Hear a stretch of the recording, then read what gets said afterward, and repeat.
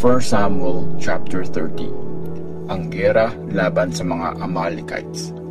Ikatlong araw na makabalik sina David sa Ziklag.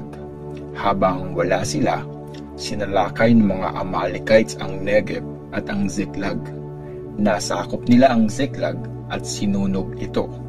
Wala silang pinatay pero hinuli nila lahat ng nandun, mga babae, matanda at bata. Dinala nila bilang mga bihag ang lahat sa pag-alis nila.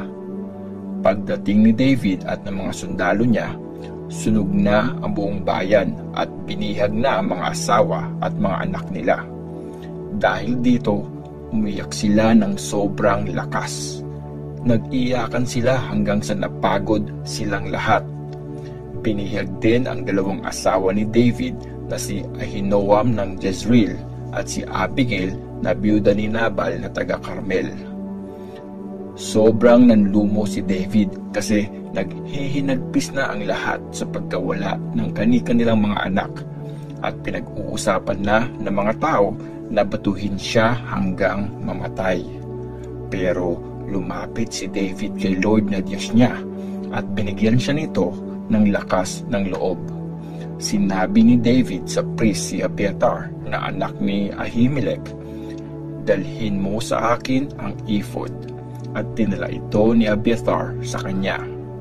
Nagtanong si David kay Lord, "Hahabulin ko po ba ang mga tulisang yon? Maaabutan ko po ba sila?" Sumagot si Lord, "Habulin mo sila.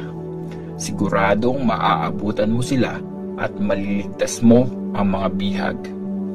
Kaya umalis na si David kasama ang 600 niyang sundalo. Nakarating sila sa batis ng Besor kung saan nagpaiwan ang iba sa kanila. Pero nagpatuloy sa paghabol si David kasama ang 400 na sundalo. Nagpaiwan na ang 200 dahil sa sobrang pagod at di na nila kayang tumawid sa batis ng Besor. Nakita ng mga sundalo ni David ang isang kabataang Egyptian na nasa bukid. Dinala nila ito kay David at binigyan ng pagkain at tubig. Binigyan din nila ito ng pinatuyong fig at 2 tumpok ng pasas. After kumain, bumalik ang lakas niya. 3 araw at 3 gabi na kasi siyang di kumakain at umiinom. Tinanong siya ni David, "Sino ang master mo at taga saan ka?" Sumagot siya, "Isa po akong Egyptian, alipin ng isang Amalekite. Iniwan ako ng master ko 3 araw na ang nakakaraan kasi nagkasakit ako.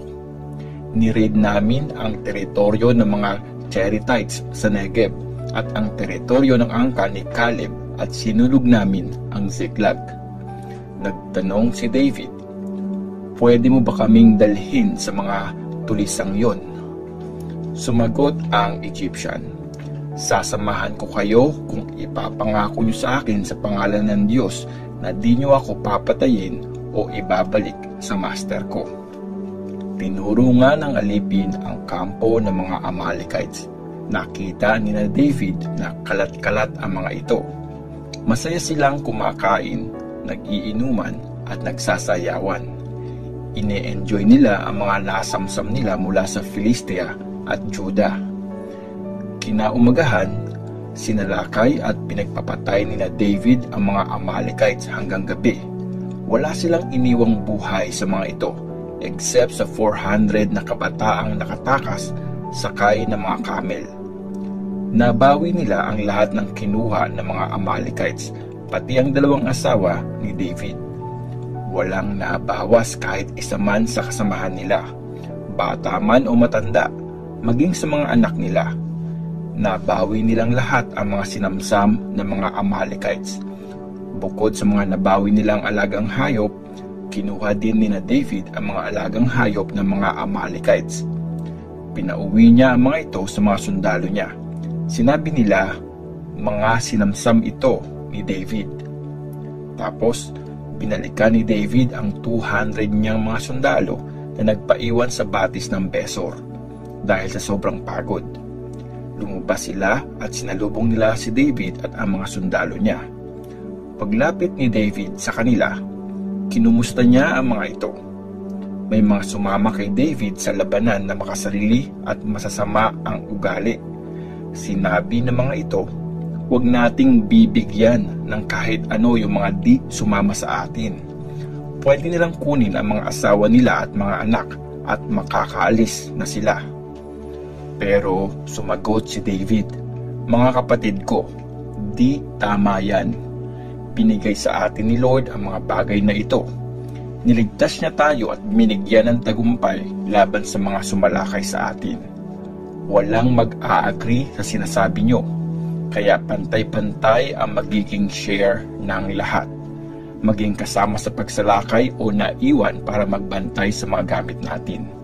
Mula noon, ginawa itong batas ni David para sa Israel na sinusunod pa rin hanggang ngayon. Pagdating ni David sa Ziklag, pinigyan niya ng parte mula sa mga nasamsam ang mga kaibigan niya, yung mga leaders ng Juda.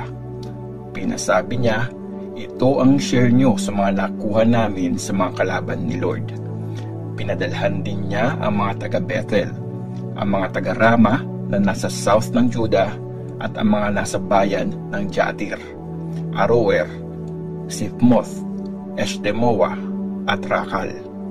Ganon din ang ginawa niya sa mga angkan ng Jeramel at mga Kenites at sa mga taga-Horma, Borashan, Atach, Hebron at sa lahat ng mga lugar na napuntahan ni David at ng mga sundalo niya.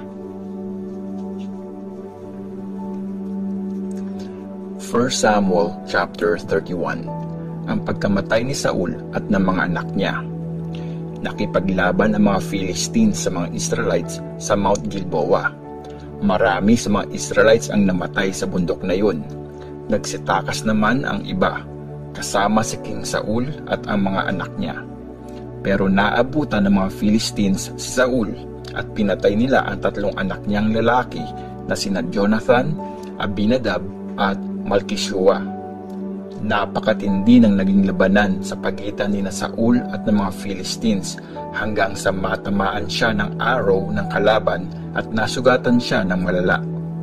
Sinabi niya sa binatang tagadala ng sandata niya, bunutin mo ang espada mo at saksakin ako para di ako pagtripan ng mga taong yun na walang kinikilalang Diyos.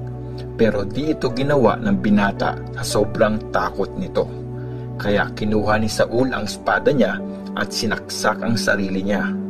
Nang makita ng tagadala ng sandata na nagpakamatay si Saul, sinaksak din niya ang sarili niya at kasama siyang namatay ni Saul.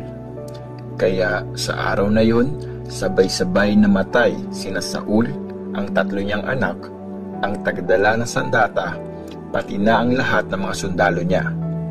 Nang malaman ng mga Israelites na nasa kabilang side ng Jezreel Valley at east ng Jordan River na tumakas ang army ng mga Israelites at patay na si Saul, pati ang 3 anak nito, iniwan nila ang mga cities nila at sila ay nagsitakas. Dumating ang mga Philistines at dun tumira. Kinabukasan, dumating ang mga Philistines para nakawan ang mga napatay. Natagpuan nila si Saul at ang kanyang 3 anak na lalaki na nakahandusay sa Mount Gilboa. Pinugutan nila ng ulo si Saul at kinuha ang armor niya. Tapos, nagpadala sila ng mga messengers sa buong Philistia para sabihin ang magandang balitang ito sa lahat ng tao at sa temple ng mga Diyos-Diyosan nila. Nilagay nila ang mga armas ni Saul sa temple ni Astarte at pinako nila ang katawan ni Saul sa city ng Bethshan. Nung mabalitaan ng mga taga-Jabesh sa Gilead ang ginawa ng mga Philistines kay Saul, naghanda ang mga matatapang na sundalo. Magdamag silang naglakbay papuntang Bethshan at kinuha nila doon ang bangkay ni Saul at ng mga anak niya. Dinala nila ang mga ito sa Jabesh at doon sinunog. Tapos, kinuha nila ang mga buto at nilibing sa ilalim ng puno ng tamarisk na nasa Jabesh at nag-fasting sila ng 7 araw.